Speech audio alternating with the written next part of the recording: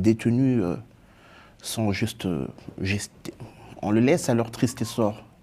Ils meurent parce qu'ils n'ont pas accès à des conditions de santé. Voilà, le minimum qui vaille pour qu'une personne puisse être en bonne santé, il n'y a pas. C'est la seule prison où femmes, hommes et enfants cohabitent. Et je peux vous dire qu'une femme sur deux sort de cette prison grosse.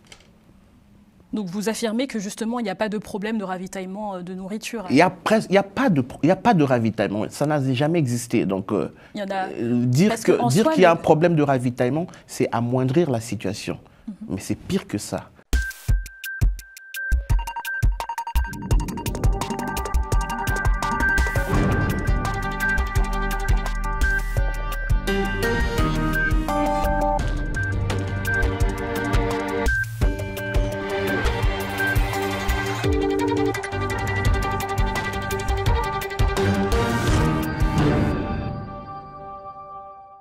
Bonsoir à tous et bienvenue dans l'entretien du jour. Face aux urgences locales et nationales que connaît la République démocratique du Congo, le député congolais de la province Nord Ubangi, Dongo Yemo Mobutu, est avec nous ce soir. Bonsoir, monsieur le député.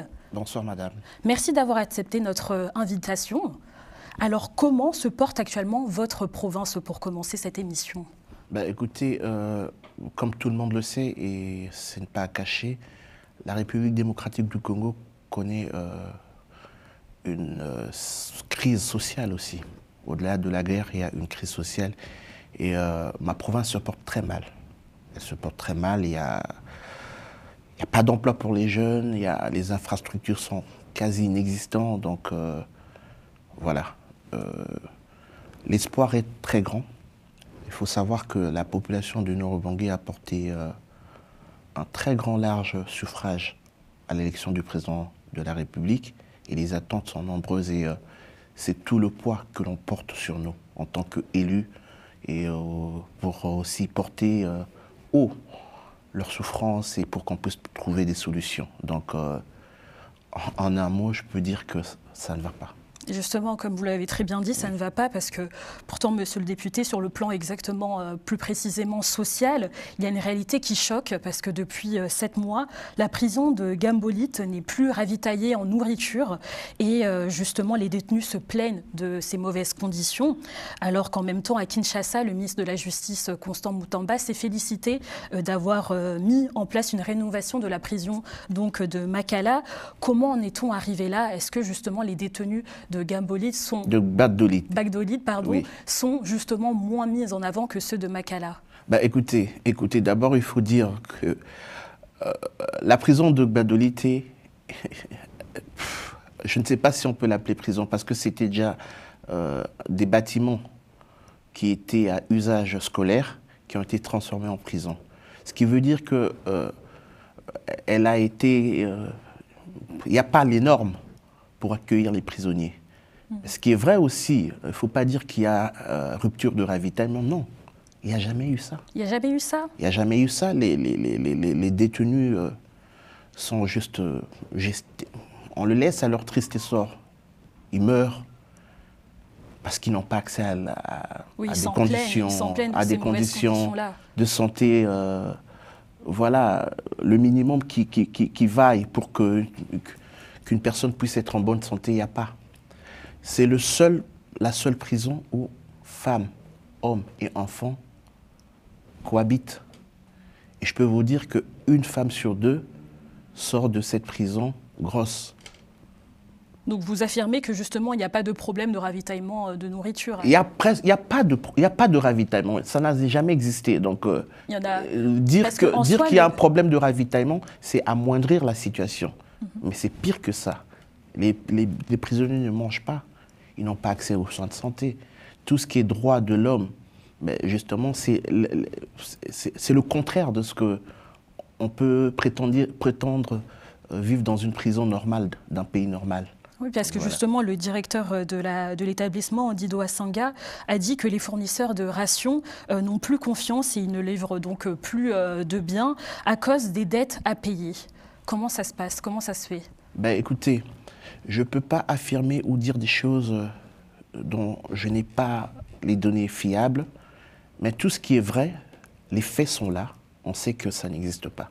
Et s'il faut poser des questions, il faut remonter au niveau du ministère de la Justice qui a sous sa houlette la responsabilité de la gestion des prisons et de tout le système judiciaire de notre pays. Et là encore, il y a à boire et à manger, parce que quand on entend le ministre se féliciter de la rénovation de la prison de Makala et un peu ailleurs, ben on se pose des questions. Le Congo n'est pas que la ville de Kinshasa. Le Congo, ce sont les 26 provinces de la RDC qui composent la République démocratique du Congo. Donc, il faut qu'il y ait de l'équité dans tout ce que nous faisons. Nous ne demandons pas qu'on puisse doter Gbadolite d'une prison comme celle de Makala, mais on veut qu'il y ait de l'équité, qu'on pense aussi à d'autres provinces. Alors, je ne sais pas s'il faut faire ça à Kinshasa pour se vanter, faire du populisme, je ne sais pas. Mais la réalité de Gbadolite laisse à désirer. Et justement, vous, en tant que député, qu'est-ce que vous pouvez faire face à cela? Malheureusement, nous sommes dans un système où la politique politicienne prend le devant. Je suis député élu sur la liste Mouvement de Libération du Congo, MLC, de Jean-Pierre Bemba, le parti de Jean-Pierre Bemba. Nous sommes membres de l'Union sacrée et la politique politicienne du Congo veut que certaines critiques ne soient pas portées sur la place publique. Mais nous n'avons pas été élus pour satisfaire des individus. Nous avons été élus sur base d'un pacte social. Moi, le cas échéant, j'ai dit à ma base, à la population qui m'a élu, que je serais réellement leur porte-voix. Et moi, consciemment, je sais que chaque voix qui a été portée sur ma personne, ben, c'est un peu hypothéquer sa vie pendant 5 ans. C'est-à-dire, quand vous me donnez votre voix, c'est moi qui gère votre vie pendant 5 ans. Et au niveau du président de la République, il a aussi un pacte social. Il a dit, moi, si vous m'élisez président, je ferai ceci, je ferai cela pour vous. Mais le président ne travaille pas seul. Il y a un gouvernement à côté et il y a tout un système. Alors, s'il y a cassure quelque part, on verra qu'il y a cette rupture automatiquement, la rupture du pacte social s'entraînera. Alors, mais nous sommes dans un système où, quand vous vous levez pour dire que non, là, c'est pas bon, on pense que vous êtes contre le système. Non. Pourtant, on veut que les choses aillent bien au Congo. Pourquoi nous sommes au devant de la scène? Parce que nous pensons que nous avons les idées, nous avons la carrure, nous avons les compétences pour améliorer le quotidien du peuple congolais. Mais ce n'est pas le cas. Ce n'est pas le cas. Et ce ne sont pas les moyens qui manquent au Congo. Ce ne sont pas aussi les hommes qui manquent au Congo.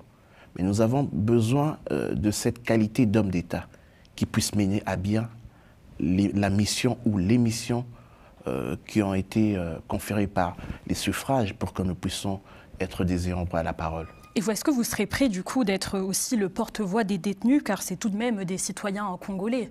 Mais c'est plus qu'un devoir pour moi. J'étais là pendant les vacances parlementaires de décembre, j'ai fêté là-bas. Je suis en contact permanent avec le directeur de la prison qui se plaint matin, midi et soir. Quand bien même il envoie des rapports à Kinshasa, mais rien ne s'ensuit. Vous comprenez? Et nous sommes devant un dilemme. Nous sommes dans un système, nous haussons le ton, mais rien ne se fait. Finalement, on pense que nous tous, nous sommes dans un jeu. Et justement, vous avez pointé du doigt en disant que ce qui ne manquait pas, justement, il n'y avait pas de budget qui manquait. Et pourtant, il y a une incapacité budgétaire de cette crise, en tout cas carcérale. Est-ce qu'elle peut s'illustrer avec le manque de transparence de la part de l'État sur ces gestions? Parce que comme le directeur, d'après lui, l'a dit, il y a des dettes à payer. Et dernièrement, il y a eu de gros soupçons de détournement fondés sur la construction de nouvelles prisons, mais cette fois-ci là à Kisangani, où il y a près de 20 millions de dollars qui auraient disparu.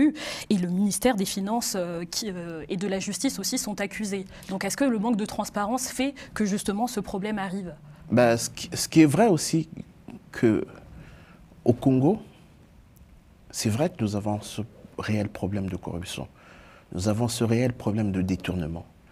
Mais c'est tout un système qu'il faut briser. Vous comprenez?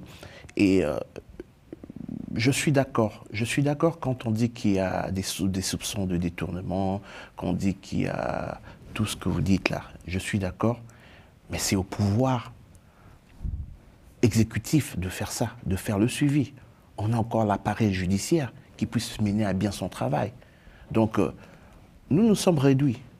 Moi, en tant que législateur, en tant que député, mes pouvoirs se limitent. D'ailleurs, nous sommes dans une république. Le principe fondamental d'une république, c'est qu'un pouvoir puisse arrêter un autre pouvoir. Donc moi, j'ai mes limites à moi. Je le dis, mais on ne construira pas le Congo avec la seule pensée de Dongo ou bien de Félix Tshisekedi. On doit prendre une conscience collective pour mener à bien ces termes. Les gens qui meurent, ce sont les gens qui ont fait de nous députés, qui ont fait de nous présidents de la République pour qu'on puisse les servir. Ce n'est pas parce qu'on est prisonnier qu'on doit être jeté dans les oubliettes. On est prisonnier parce qu'on a enfreint la loi. Mais la dignité humaine, c'est quelque chose d'inaliénable à la vie de tout humain. Donc voilà. Et que pensez-vous justement, qu'est-ce que vous pouvez faire, vous, monsieur Yemo Mobutu, en tant qu'élu du Nord Ubangi, plus globalement, quels sont vos combats que vous menez au sein de l'Assemblée nationale? Le combat, c'est ce que je suis en train de faire maintenant. Dans mes rapports parlementaires, mais c'est tout ce que j'écris, tout ce que je vis là-bas, j'écris. Il y en a un en particulier que vous mettez en scène à l'Assemblée? Oui. Lequel? Par exemple, la construction des infrastructures. La route nationale 24, qui est une route très capitale pour la province du Nord Ubangi, ça, c'est quelque chose que je mets en exergue. La centrale hydroélectrique de Mobaïmbongo. Voilà, ce sont des exemples, mais toutes ces histoires, le cas des prisonniers, cela est bien écrit dans mon rapport parlementaire et on se bat pour que l'exécutif puisse vraiment, tant soit peu, pallier à ces problèmes qui rongent notre société. En tout cas, parmi les grands combats, il y a celle de la réduction du train de vie des institutions. Est-ce que c'est une mesure que vous soutenez et que vous pouvez vous aussi, mettre en place à titre personnel? À titre personnel, nous, en tant que députés, l'Assemblée nationale retranche à chaque député une quotité quand même assez importante. C'est $500 qu'on retranche à tous les députés chaque mois pour soutenir la guerre et tout ça. Et voilà.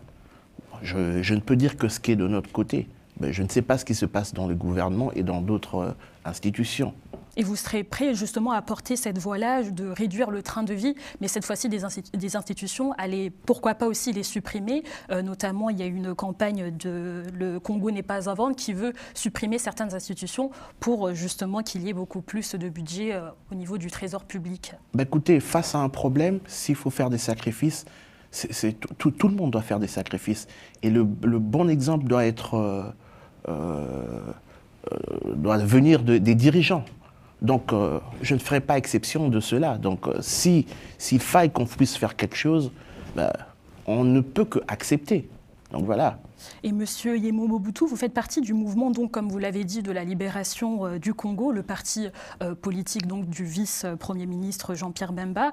Et dans l'ensemble, votre camp a longtemps été accusé de rébellion armée et de pillage lors de la guerre civile. Et encore dernièrement, Corneille Nangaa, coordonnateur donc, de l'Alliance Fleuve Congo AFC, a soutenu ces propos. Que lui répondez-vous?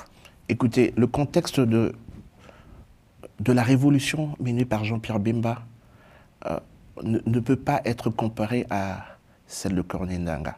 Pour la petite histoire, l'AFDLCZ, l'Alliance des forces démocratiques pour la libération du Congo, qui était dirigée par Laurent Désiré Kabila, avait attaqué la République du Zaïre. La République du Zaïre était un pays avec une constitution, avec des institutions bien établies. Il avait agressé l'intégrité territoriale du Congo. Kabila arrive au pouvoir, il fait tabula rasa. Il n'y avait plus de constitution. Qui peut me dire sur base de quel texte Kabila avait prêté serment? Comment est-ce qu'il avait géré le pays? Il nommait verbalement les gens. Face à cette anarchie, face au chaos qui était installé au Congo, Jean-Pierre Bemba et les compagnons de la révolution de première heure se sont levés pour dire non. Jean-Pierre Bemba s'est levé pour rétablir l'ordre institutionnel au Congo. Et il faut savoir que si on a une constitution aujourd'hui au Congo qui a été adoptée après référendum en 2006 par tous les Congolais, Jean-Pierre Bemba a contribué à forte, comment dirais-je, à forte teneur pour qu'on puisse avoir cette constitution. Par contre, Corneille Nangaa se rebelle contre contre les institutions de notre pays.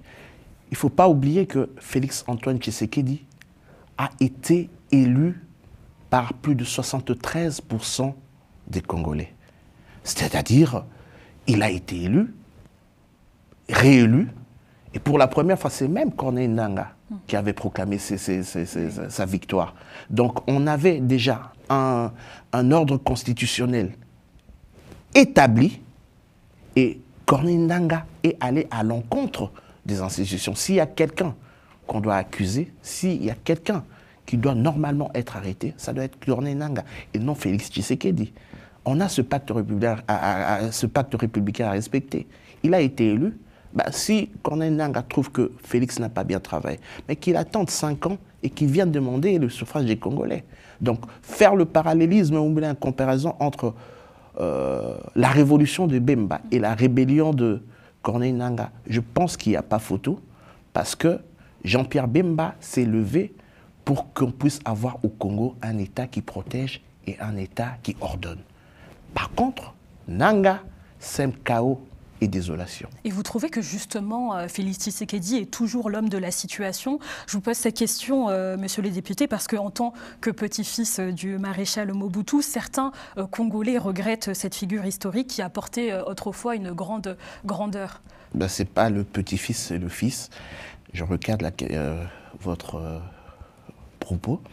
Alors, il faut se dire, je l'ai bien dit, Félix-Antoine Tshisekedi a été élu par plus de 73% de la population. C'est-à-dire qu'il a la légitimité populaire. Et son élection a été cristallisée par les arrêts de la Cour constitutionnelle. Ce qui veut dire qu'il a la légalité de son pouvoir. Qui voulez-vous mettre à la place de Félix-Antoine Tshisekedi? C'est l'homme de la situation. Parce qu'il a la majorité parlementaire, il contrôle le gouvernement, il a les gouverneurs. Mais bien plus au-delà de ça, il faut qu'il puisse prendre des bonnes décisions.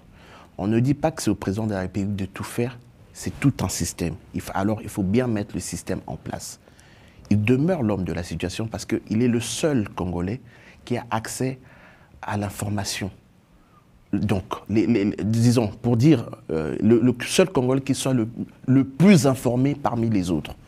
Donc, il connaît certaines choses que nous ne connaissons pas, il maîtrise certaines choses que nous ne maîtrisons pas, et il a été élu pour ça. C'est l'homme de la situation, parce que dans l'autre camp, on dit Félix, Félix, Félix. Il doit maintenant prendre la bonne décision et faire les choses correctement pour que le Congo avance. Quand bien même les autres n'ont pas le droit de faire ce qu'ils ont fait, mais je pense qu'il demeure l'homme clé, l'homme de la situation. Mais de votre côté, à l'approche justement des élections présidentielles en 2028, est-ce que vous avez quand même toutefois des ambitions présidentielles? Ma personne, avoir des ambitions présidentielles. Écoutez, tout acteur politique ne refuserait pas une opportunité de ce genre si on lui offrait cela. Mais pour l'instant, je suis membre du mouvement de libération du Congo, je suis membre de l'Union sacrée, et laissons les choses se faire. Si l'avenir en dit autrement, on ne refusera pas. Oui, mais de manière vraiment beaucoup plus globale, monsieur le député, seriez-vous prêt, du coup, à répondre à l'appel de ceux qui souhaitent voir justement un Mobutu briguer à la présidence 2028 ? Écoutez, laissons le temps au temps. Et il n'y a que le temps qui en dira plus. On arrive à la fin de l'émission et à 3 ans de l'élection présidentielle, les enjeux nationaux sont fondamentaux et à commencer par l'afflux des réfugiés justement centrafricains dans votre province qui fuient à ce jour et même toujours les rebelles. On en compte plus de 200 000 et justement je voulais vous poser cette question, n'assistons pas là au même scénario que connaît l'Est du pays, à savoir que cette fois-ci les rebelles rwandais sont maintenant les rebelles centrafricains? Nous avons parlé de cette histoire. Personnellement, je l'ai évoqué dans les travaux en commission. J'ai évoqué cette question-là. C'est vrai, nous ne voulons pas revivre ce qui a été fait à l'Est. Et les contextes sont assez similaires, hein. C'est toujours un désordre qui vient de quelque part et pour des raisons humanitaires, ils viennent au Congo. Après, ils s'installent, c'est toujours comme ça. Nous avons tiré la sonnette d'alarme.